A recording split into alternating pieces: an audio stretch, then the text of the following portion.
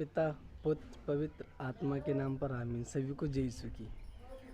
और आप लोग कितने तैयार रहते हैं प्रभु का वचन सुनने के लिए, कितने उत्सुक रहते हैं प्रभु का वचन सुनने के लिए, क्योंकि प्रभु का ही वचन है जिससे सब कुछ की उत्पत्ति हुई है।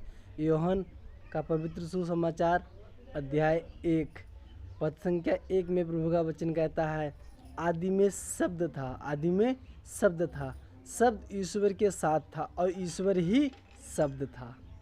आदि में शब्द था और शब्द ईश्वर था और ईश्वर ही शब्द के साथ था।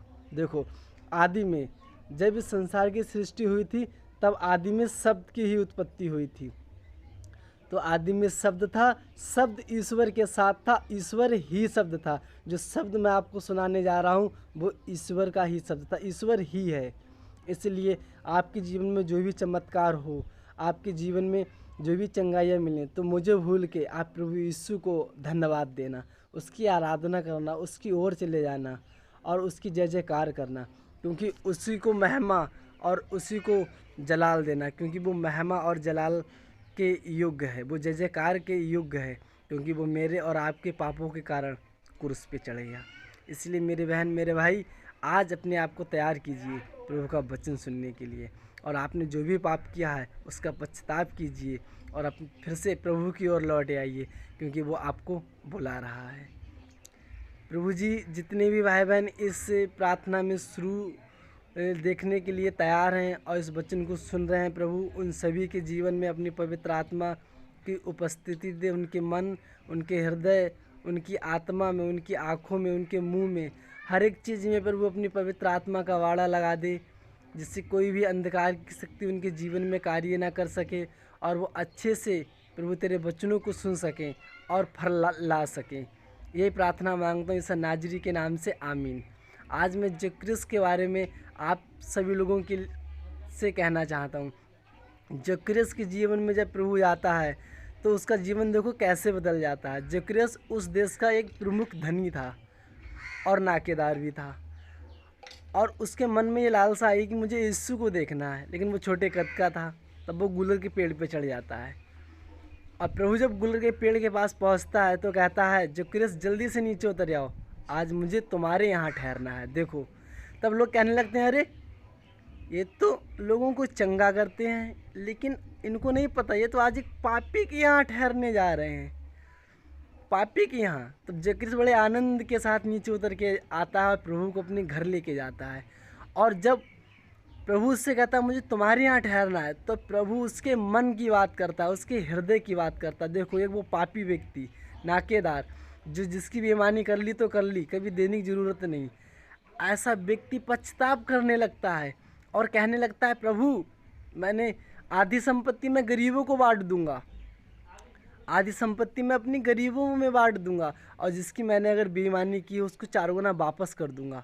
देखो कितना एक वो धनी व्यक्ति, और आज जब प्रभु उसके जीवन में पहुंच जाता है तो वो कैसे पश्चाताप करने लगता है, एक पश्चातापी हृदय बन जाता है और वो प्रभु की ओर लौट जाता है। तब प्रभु कहता है, देखो आज इस घर में मुक्ति का आगमन हुआ है। उसके मन में पश्चाताप की भावना जाग उठी, उसके हृदय में पश्चाताप की भावना जाग उठी। उसका मानव रूपी शरीर जो पाप के अधीन था, जब प्रभु उसके जीवन में गया और वो भूल गया और वो प्रभु की ओर लौट आया, तो देखो प्रभु जिसके जीवन में जाता है वो कितना भी घोर पापी क्यों ना हो, वो पश्चातापी बन जाता है और वो प्रभु की ओर लौट आता है। इसलिए मेरी बहन मेरे भाई, आज समय है जक्रिस की तरह बनने का। जक्रिस अपनी आधी संपत्ति गरीबों को दे देता है और वो प्रभु की ओर लौट आता है। प्रभु क्या कहता है, यह है इब्राहिम का बेटा जो खो गया था, मानव पुत्र उसे खोजने और बचाने को आया है। तो प्रभु यीशु बचाने को मुझे और आपको आया है। तो इसलिए मेरी बहन मेरे भाई, आप भी प्रभु को देखने की लालसा कीजिए और प्रभु को अपने हृदय में, अपनी आत्मा में, अपने पापों में, अपने हर एक चीज़ में प्रभु को बुलाइए और प्रभु आपके जीवन में बहुत आशीष करेगा। इसके लिए मेरे बहन मेरे भाई, आज अपने घर में प्रभु को बुलाइए, अपने हृदय में, अपनी आत्मा में, अपनी हर एक चीज़ में प्रभु को बुलाइए और प्रभु आपके पास आएगा और कहेगा इस घर में, पहले जक्रियस के घर में मुक्ति का आगमन हुआ था, लेकिन जब प्रभु आपके घर में आएगा तो आपके घर में भी मुक्ति का आगमन होगा। इसलिए मेरी बहन मेरे भाई, एक पश्चातापी पापी के लिए संसार में नहीं स्वर्ग में अधिक आनंद मनाया जाएगा।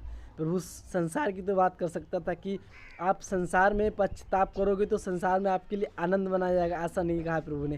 प्रभु ने ये कहा एक पश्चातापी पापी के लिए संसार में, अगर वो पश्चाताप करेगा तो एक पश्चातापी पापी के लिए संसार में नहीं स्वर्ग में अधिक आनंद मनाया जाएगा और स्वर्गदूतों के सामने। देखो प्रभु ने कहा अगर तुम पृथ्वी पे अपने पापों को स्वीकार करोगे, पश्चाताप करोगे, तो स्वर्ग में आपके लिए अधिक आनंद मनाया जाएगा। तो उस आनंद में प्रभु भी शरीक होगा और स्वर्गदूत भी शरीक होंगे। इसलिए मेरी बहन मेरे भाई, आज प्रभु का संदेश मेरे लिए और आपके लिए है कि आज इस घर में मुक्ति का आगमन हुआ है।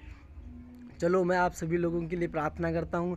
हे प्रेमी पिताजी, सभी को जक्रियस जैसा बना दीजिए, सभी के मन में प्रभु पश्चाताप की भावना प्रकट कीजिए और सभी लोग तेरी ओर लौट आएँ और तुझ में अपना आनंद ढूंढें। प्रभु जी जो भी भाई बहन इस टाइम टेंशन में है, चिंताओं में है, गरीबी की आत्मा से घिरा हुआ है, बेरोजगारी की आत्मा से घिरा हुआ है, नाना प्रकार की आत्माओं से घिरे हुए हैं, दुष्ट आत्माओं ने उन्हें घेर रखा है, प्रभु उन सभी के जीवन के ये बंधनों को तोड़ दीजिए और वो तेरी महिमा करने पाए। यही प्रार्थना मांगता हूँ सन्नाजिरी के नाम से, आमीन। विश्वास कीजिए प्रभु आपके जीवन में बहुत बड़ा काम करेगा। विश्वास कीजिए, विश्वास करने वाले के लिए सब कुछ हो सकता है। वचन में मन लगाइए और वचन पे विश्वास कीजिए और पवित्र आत्मा को अपने जीवन में बुलाइए और एक पश्चातापी हृदय बनाइए और प्रभु की ओर लौट आइए। सभी को जय यीशु की। मिलते हैं अगले वीडियो में एक नए वचन के साथ। तब तक के लिए आप सभी को जय यीशु की। आप अपना सभी लोग ख्याल रखिए। जय